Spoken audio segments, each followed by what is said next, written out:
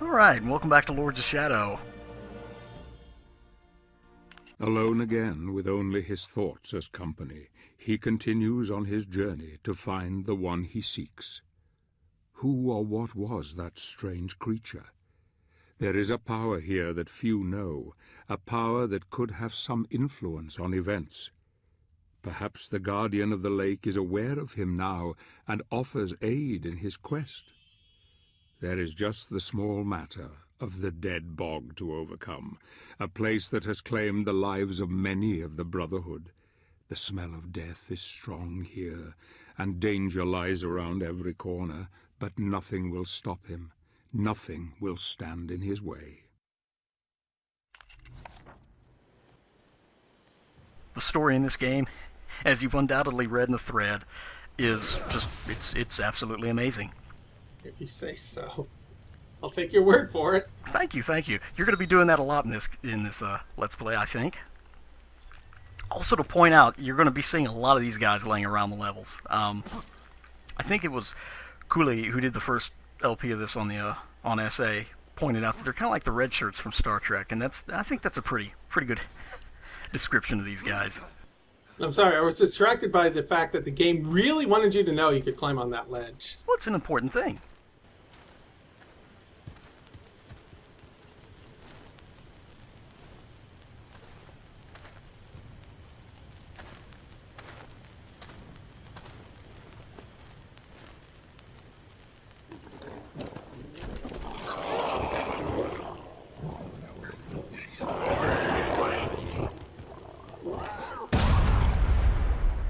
And unfortunately, there are creatures in the universe that are dumber than Gabriel. These goblins are a good example of that. And once again, the tutorial section basically never ends in this first chapter. Success! You threw a grenade back at the enemy! Exactly. These goblins, very dumb. They throw grenades at you, number one. If they hit you with it, it'll explode on contact, but if they miss, then it'll just roll on the ground and you can throw it back at them. When you pick it up, it auto-aims where you throw it, unless you're holding a certain direction on the control stick, so you can kind of pick where you want to throw it at.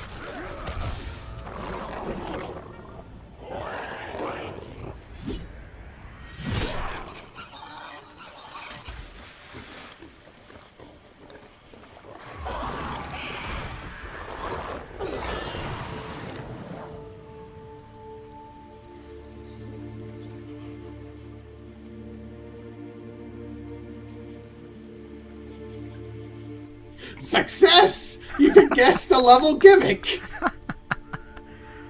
I was so waiting for something like that to pop up, but sadly it never did.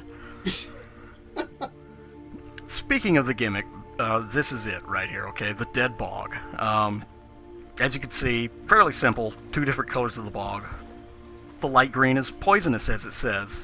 Don't go in it. Simple, yes? Kind of. I would think the light area is where you'd want to go, but apparently not in this game. This works in, like, counter logic, alright? You're gonna have to get used to this for Lords of Shadow. Take the logical explanation, do the opposite, and you'll be fine. Oh, okay. That doesn't sound like sound game design to me, but sure. It works. Oh, what's this?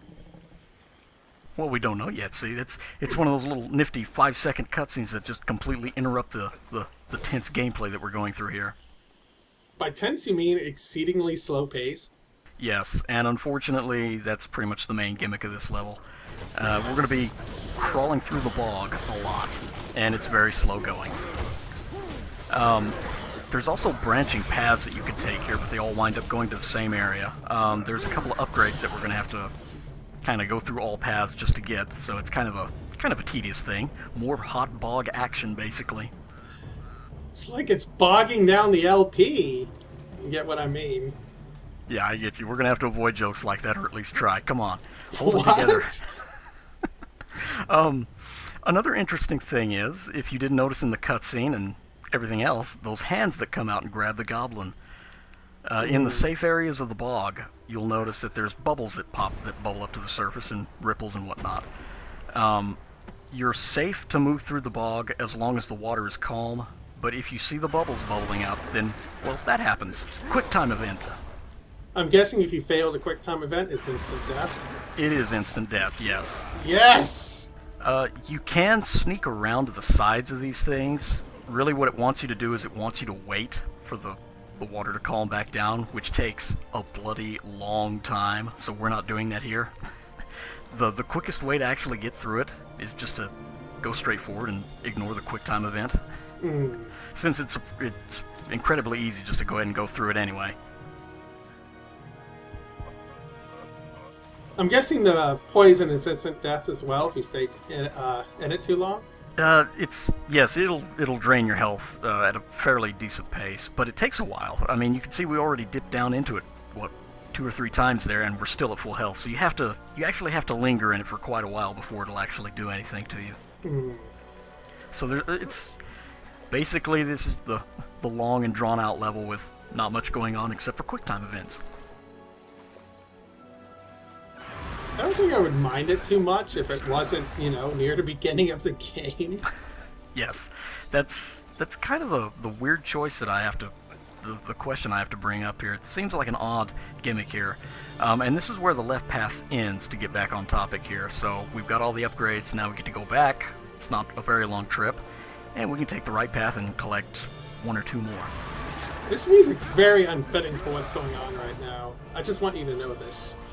But isn't it so? It's Spanish orchestra, man. You can't beat that.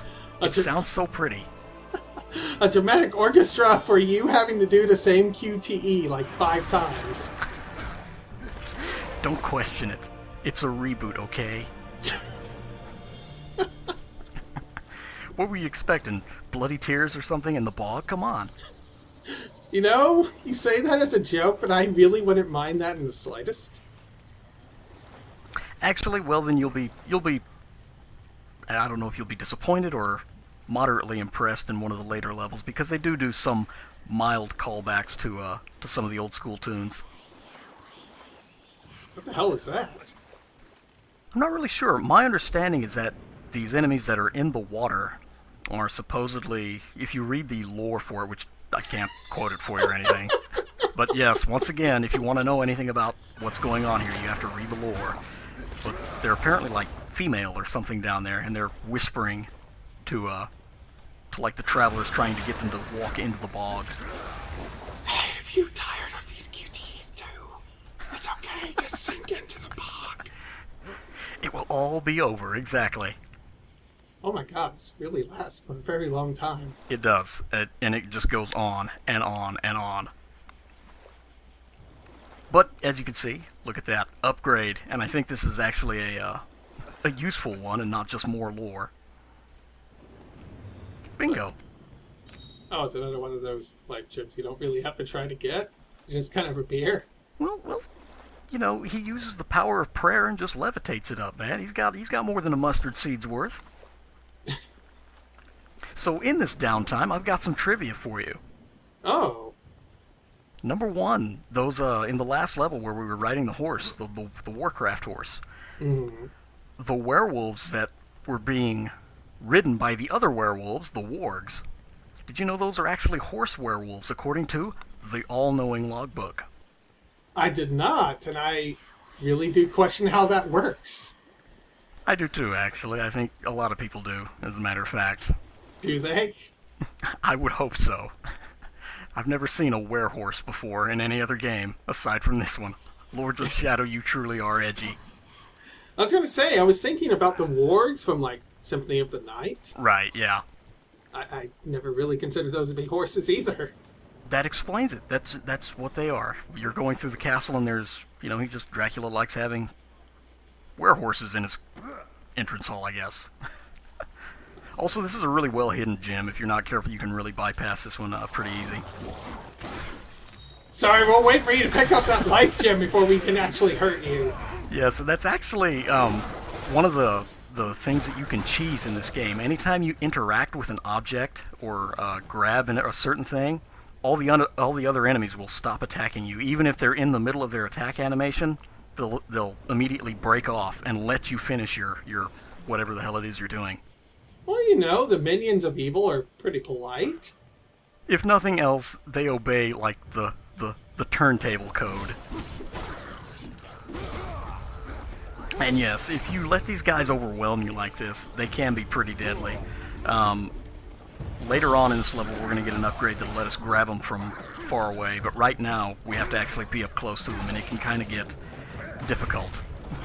I was gonna say, I can't even see the grenades they're throwing at you. They come out really fast. Yeah, that's what makes it very difficult. Basically, you just got to keep rolling around, and they'll miss you. Just as long as it doesn't hit you on contact, because there's no way you're probably going to see it coming for the most part. And once again, wide area attacks rule the day because they cause hit stun to these little miner guys. I was gonna say, you were relying on the grab a bunch there. Yeah, which is actually one of the easier ways to cheese a lot of these smaller enemies, because usually when you grab them, it's instant death. Also, another gimmick in the game that we're only going to use in one level. I'm guessing you have to use those grenades on the tree? Exactly. Hey, in case you forgot what the grenade looked like, here it is again! Did you know you could pick up flashing objects? We've only been throwing this in your face since the first level. Wow. You know, I kind of didn't believe you when you said this game was so hand-holdy, if that's the proper term for it. It is. It's as good as any. I didn't know it went to this extreme. Oh, and it's not done yet. It goes all the way through till the end of the chapter, as a matter of fact. And a little bit, as a matter of fact, into the second chapter.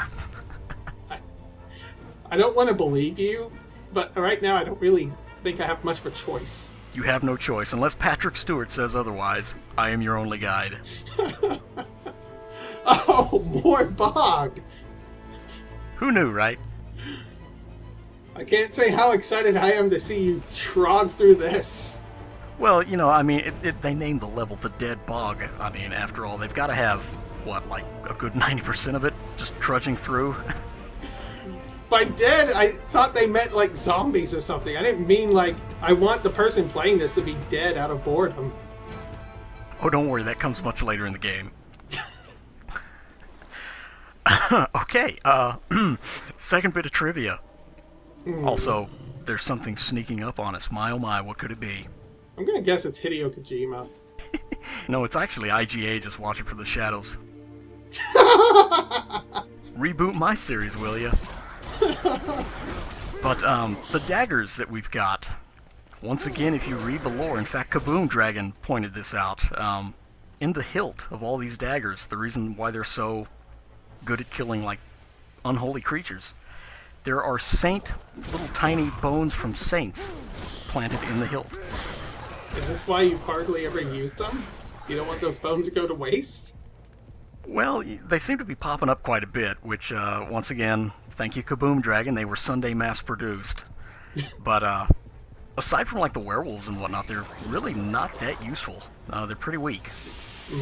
Well, But on the lichens, I mean, on any kind of a lichen, even the, not to spoil a whole lot, but the big lichen boss of the game, they're extremely useful. Everything else, they suck. there's things you want to say for boss fights more than general enemies. True, yeah. And you can power them up as well, so you can make them stronger, but for the most part, your sub-weapons and whatnot are usually used for, like, crowd control and stuff like that.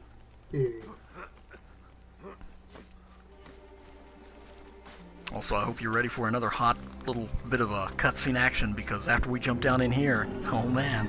This is a 2D side-scrolling adventure action, whatever IGA said. I don't know. But before that, look at that. Look at that beautifully rendered face.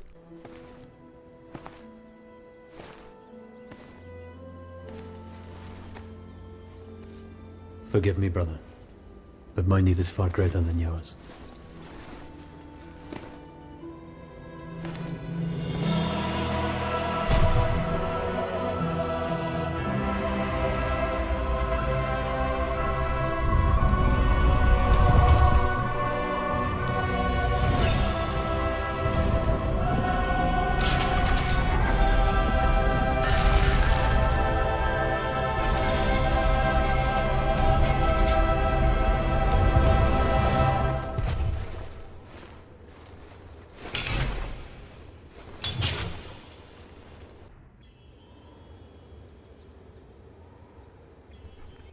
Now we have more grip points that we can use.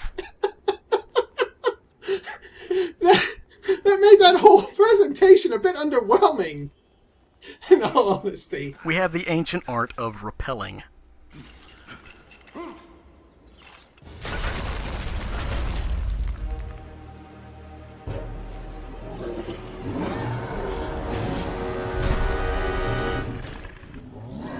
Speaking of which, mini-boss here.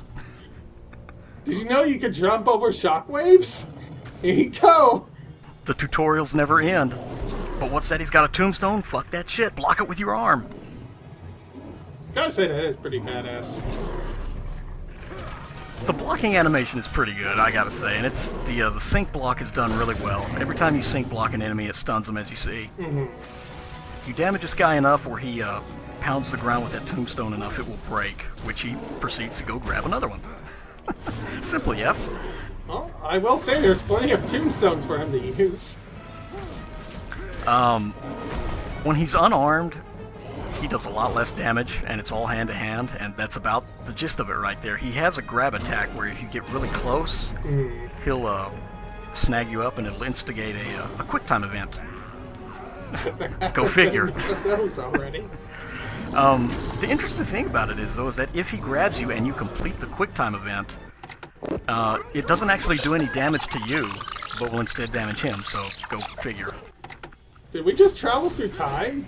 We did. Chip, I'm sorry, man. But yeah, this guy, it's fairly easy. You don't want to get too close to him, oddly enough, while he's picking up the tombstone, for whatever reason, because that will knock you down, which makes no sense at all. I was gonna ask, what the hell hit you there? Nothing. He picked the tombstone out of the ground with such force that it just threw Gabriel to the ground. I'm gonna say, now that you're fighting the boss this way, this looks stupidly easy. It is. You can abuse the sync block and everything to make basically any boss fight just incredibly easy. You say that as you're whipping him from a distance to death. Well, I wanted to mix it up here. I mean, we've only got so many moves here. It's not like the same square, square, square thing works again. Also, he's flashing, so fuck it. Quick time! Now we're just gonna melee the living shit out of a giant cave troll. Nice! What are you ripping its tonsils out? What the hell is that? Amateur dentistry, you know, all these are little endeavors that Gabriel has undertook. Well, that's the starting trial for all Belmonts. Can you get the mola? Then you can beat Dracula.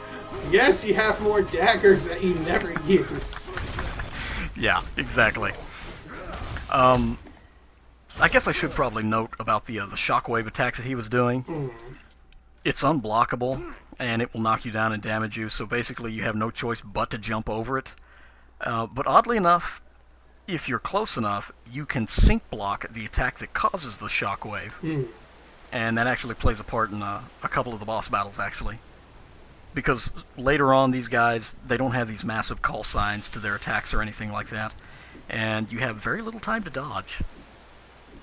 So my one bit of advice would be master the sync block. What the hell's happening here? We're admiring the beautifully rendered background. Where is he? I don't see Gabriel anywhere. No, that's what I'm saying. We're admiring the beautifully rendered background with, you know, minuscule Gabriel there just soaking it all in. Oh, okay. Plus, you know, platforming now. In case you forgot, we can grab glowing ledges there and hang on them. Jesus Christ! How dumb does this game think you are?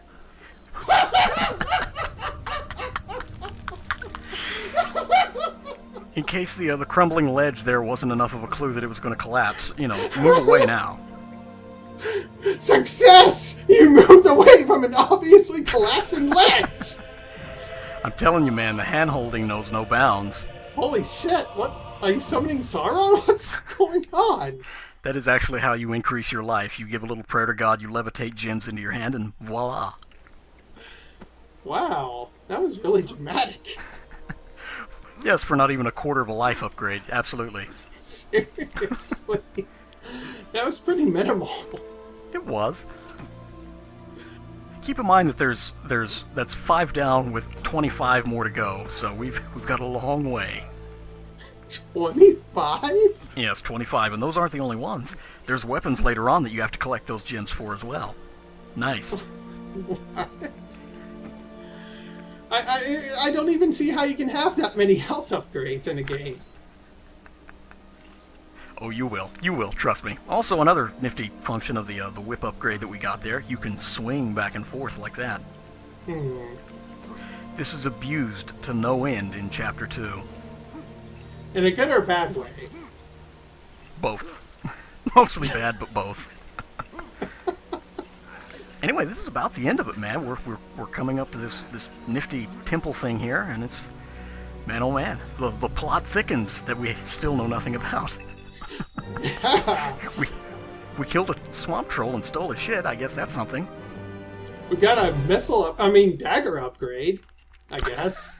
Well, you know, it's the little things in life. Plus, we have 780 experience, so oh yeah. Anyway, man, I appreciate you for joining me for this again. No, thank you for having me, I guess. Maybe, you know, within the next couple of updates, we'll actually get some of the story lined out for us, but I wouldn't hold my breath. Trust me, I'm not holding my breath for anything involving this game. Just keep in mind one key point, okay? And this is like crucial. Okay. If Patrick Stewart didn't say it, doesn't mean shit. Okay.